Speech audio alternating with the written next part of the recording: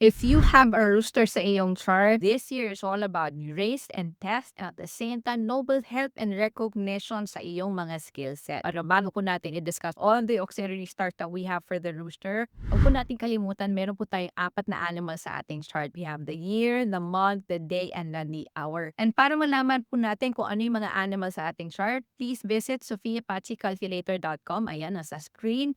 Para i-register po, no? It's free. Para malaman niyo po all the animals in your chart. Ayan. Now, going to our first auxiliary stars for the rooster, we have the moon. Ano yung sabihin ng moon? Moon is all about helpful, noble people from women, no? Mga babae. Madali tayo makakuha ng tulong from women within 2026. On top of that, mataas din ang intuition mo. Wow, I love this. Kasi ang intuition is always the divine's way of communicating to you. And at the same time, it's a very valuable source of information while protecting you, no? First line of defense yan. Kumbaga, pagka may intuition kang nararamdaman, huwag kang pumunta dito, pakinggan mo. Next naman is rest god. Rest god is all about rest and rejuvenation. This is all about healing, recuperating, finding the right doctors, finding the right healing process, healing kaya doctors, no? It's all about your health, na madali ka makarecover, lalo-lalo kung may mga past illnesses tayo, no? This is the year na magandang tutukan ang healing because madali tayo makapag-heal within 2026. Next auxiliary star is Bright Hall. Bright Hall, it means popularity, recognition because of your skill set. Meaning, sa galing mo, yung skill set mo, yung mga alam mo, nabibigyan ka ng further recognition. So, anong dapat natin gawin? Kung may balak sa mag-create ng mga content creation, mag-blog, no? Ayan, this is a good time to do that because of your ability to share valuable information, nagkakaroon ka ng recognition. Ayan, very nice, very nice. Next auxiliary star that we have is Heavenly Nobleman at saka Skylation.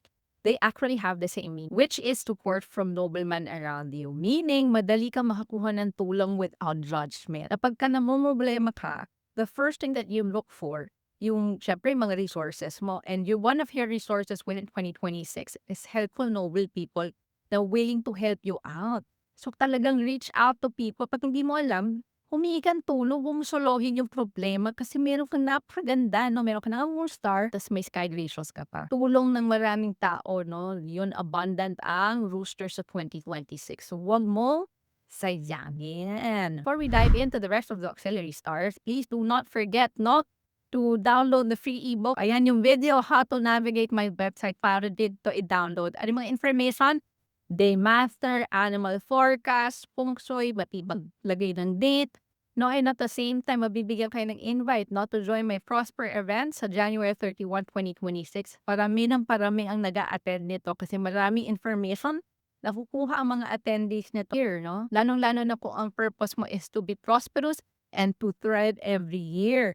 Ang Prosper event is all about information that you can find useful para hindi tayo nagpapanik, lalong-lalo na sa very volatile year tulad ng 2026.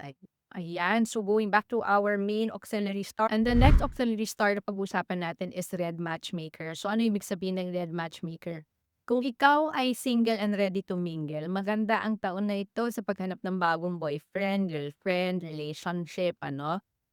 Or kung hindi ka maghanap ng relationship, you can use Red Matchmaker as your peach blossom star where it's hard to resist your charisma, lalong-lalo na pagdating sa hihingi ka ng tulong. No, pagka humingi ka ng tulong, parang irresistible na hindi irresistible kang hindi tulungan. Maganda itong red matchmaker kung hindi mo siya gagamitin sa love life. Next naman is hook star. So, ang ibig sabihin ng hook star, pakiramdam parang kahit anong gawin ko, walang husad, no? Pakiramdam lang po yun, no? Hindi ibig sabihin yung mga effort that you've done in the past is not making any movement. I would urge, pag nararamdaman mo ito, create daily habits, no? Na para kahit na emotional na feeling mo nawawalan ka ng gana, continue to move forward. Kasi the more kang mag-give in dito sa hook, the more mo rin dinidelay lahat, no? So, continue lang. Create daily habit para lang ma-motivate ka kahit ganito ang pakiramdam mo. Next auxiliary star is Great Assembly.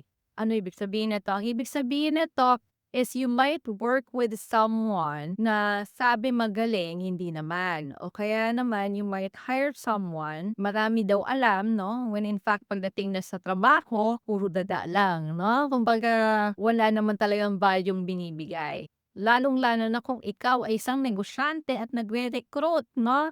Wag po tayo magpabudol sa resume lang. Practice due diligence, double check, no? Mag-reference check kung talagang alam ba talaga niya para maiwasan nating mag-recruit ng underqualified. Next auxiliary star na meron ang rooster is the piercing rope. Parang similar ito sa hook, no? Para pakiramdam mo hindi ka umuusad.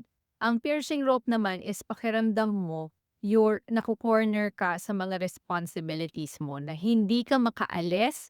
Parang dahil nala-lock ka 'no? Instead, I would encourage you kahit na anong situation man ito, check what are the things that you can do 'no? Ano yung mga within your control para kahit maliit na one step at a time, nababago natin 'no?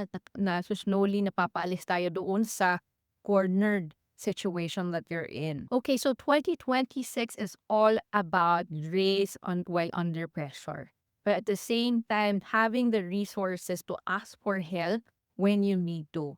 So, dito tayo masagana sa tulong ng ibang tao and maximize it. Huwag natin sayangin. And also, to also focus on your health, rest, and rejuvenate. Always remember when you rest, this is time gained, not time wasted. Kasi pag nakapagpahinga ka na, mas nagkakaroon ka ng further strength to face challenges and problems ahead. So if you enjoyed this video, don't forget to subscribe. Don't forget to also visit my website, sofiarlosa.com, and my Pachi Calculator, sofiapachicalculator.com. And abangan niyo po no, ang aking next video, which is the dog